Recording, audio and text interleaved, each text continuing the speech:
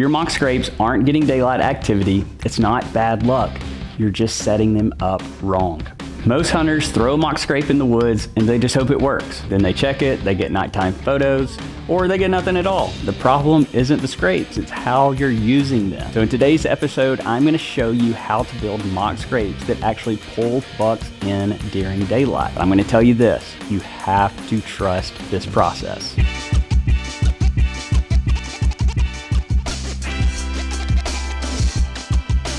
Without our partners, we could not bring this content to you for free. So as a thank you, I want you to support them. We have TrueLock choke tubes, we have usago.org, and then we have Buzzard Roost saddles. You can use code REVIVE. It's going to get you 10% off, and it's also going to let them know that you are saying thanks for them supporting Revive Outdoors. We'll have all their information in the video description below, so be sure to check them out and tell them thank you for supporting us here at Revive Outdoors Academy. So here's what's happening. Most hunters focus on the scrape, the dirt, the scent, the licking branch, but that's not what makes it actually work. Well, at least fully. So why does this matter? A scrape in the wrong location will never produce consistent daylight activity. You can do everything else right and still fail. The mistake is placing mock scrapes in random spots, on field edges or out in the middle of a field, in open woods where it's easy to access. It feels convenient, but it's not strategic. You may watch these hunting shows where they have this just incredible property and they put mock scrape out in the middle of it, and it's just not really something that's realistic because you're not hunting, in my opinion, a zoo. So the fix here for you, for us normal hunters, is going to be place these mock scrapes where deer already feel safe moving in the daylight. So you're going to look for the things we've talked about already: staging areas, edges of bedding cover, travel corridors between the bedding and food, those transition lines. And here's the key. You're not trying to create movement, you're trying to intercept it. Another layer to this would be the closer your scrape is to security cover, the higher your odds of daylight use. So a good example of this would be, instead of placing a scrape on a field edge, you move it 50 to 80 yards back into the thick cover where the deer are going to be staging. Now that buck is already there before dark. Your scrape becomes a stopping point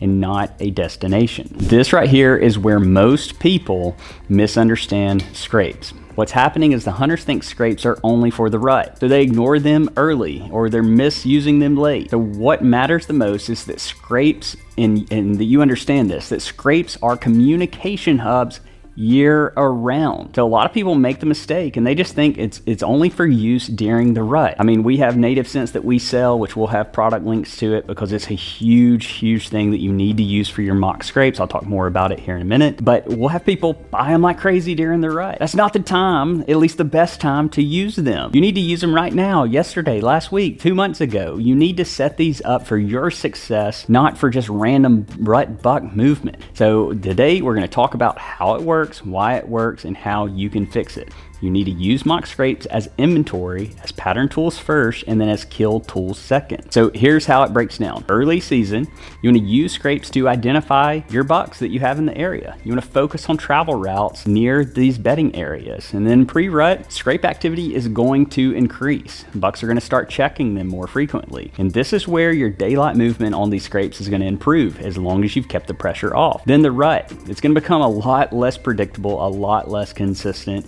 but if you know where a buck and a doe are going to be locked down together, maybe close to your mock scrape, because of that historical data you've collected, it can be absolutely deadly. And then late season, scrapes can still work when they are near the food and cover. So the focus is going to shift back to survival patterns for a lot of hunters that are hunting outside of Alabama, and some other southern states are going to have a very late rut. So you're going to still be in that rut scrape activity movement. Another key point that I want to make here is that mock scrapes are going to work best when they become a part of a network or an ecosystem, like we talked about in the last episode. So it's not just one random scrape, it's multiple scrapes working together in strategic locations to give you better data and more control. So for me personally, a good example is, I'm not going to put scrapes all over the place or put one in the middle of my food plot. I'm going to have about one mock scrape per about 100 acres, and it's going to be where I want to kill a specific buck. It's going to be set up for my advantage and not for just random movement and random inventorying. So now you can see these patterns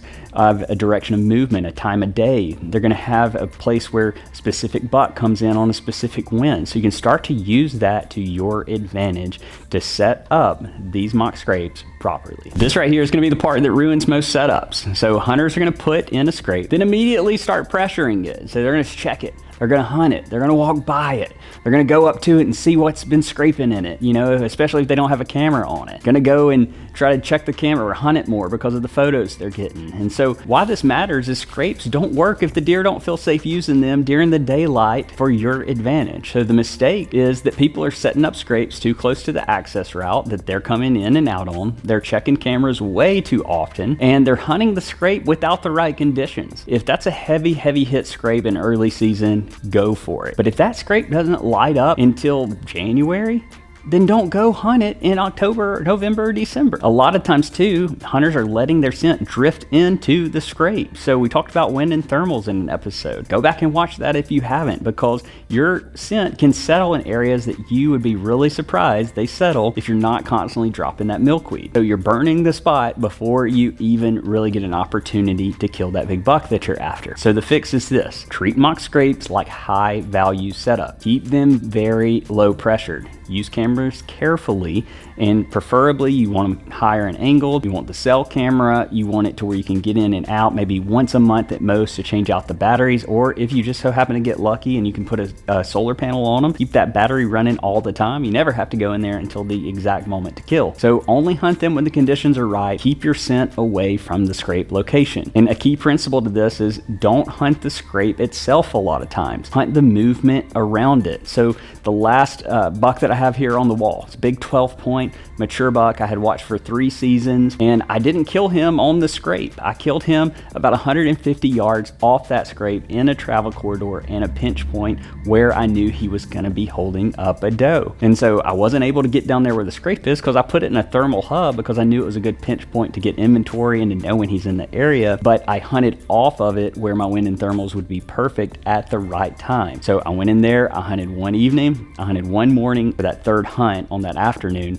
that is when I killed that buck, exactly when I knew I was going to kill them. So you have to use these mock scrapes to your advantage. You have to play the long game in this process, because the deer, yes, they slow down the deer. They give you more opportunities, but you have to make sure everything is right. The wind, the thermals, and the access are always going to be king to all of this. So you get this scrape maybe in a staging area, and instead of sitting right on top of it, set up on the downwind side along the trail that's coming up to it. Now that buck comes in, he works that scrape, and you're already in position. There's no pressure. He's not on alert. That's how you turn a scrape into a kill spot. If you want mock scrapes to actually work, I want you to do this. Step 1, place scrapes in daylight movement zones. Step 2, use them to gather patterns and not just to track deer. Then step 3, keep the pressure low and hunt the movement, not the scrape. And here's how you're going to apply this. Before you make a mock scrape, ask this: is this where a buck already feels safe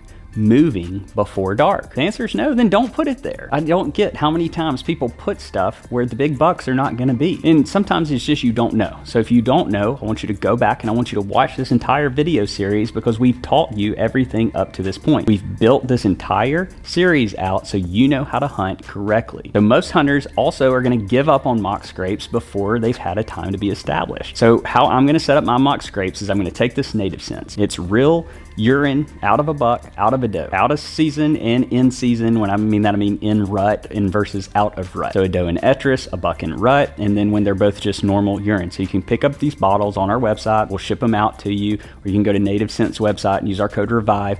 But what I'm doing is I'm taking all of these bottles, and I'm doing this once a quarter to all my scrapes that are set up to my advantage. I'm going to mix everything into that dirt, into that mock scrape. So all these different scents, I'm going to mix them all in there. I'm going to sift them around, going to do it again, and then I'm going to put that camera on it, and I'm going to get the heck out of Dodge. And once a quarter, if my batteries last that long in that camera, or when the batteries die, I'm going to go back and I'm going to freshen up that scrape with this native scents. Why does it work? It's because it's real urine. Make sure you check all your regulations and everything in your state to see if you can use real urine or not. But this is straight out of deer. So straight out of deer means that you're going to have a buck in that area that's dominant. That's the mature buck. He's going to be curious to who's moved into his area, what doe is in heat, what doe has came in that I'm not familiar with, what buck is coming in trying to steal my lady. So you have to put all this together, but you have to trust the process. I personally, the scrape I mentioned earlier, the big 12 point I killed, I've also killed a big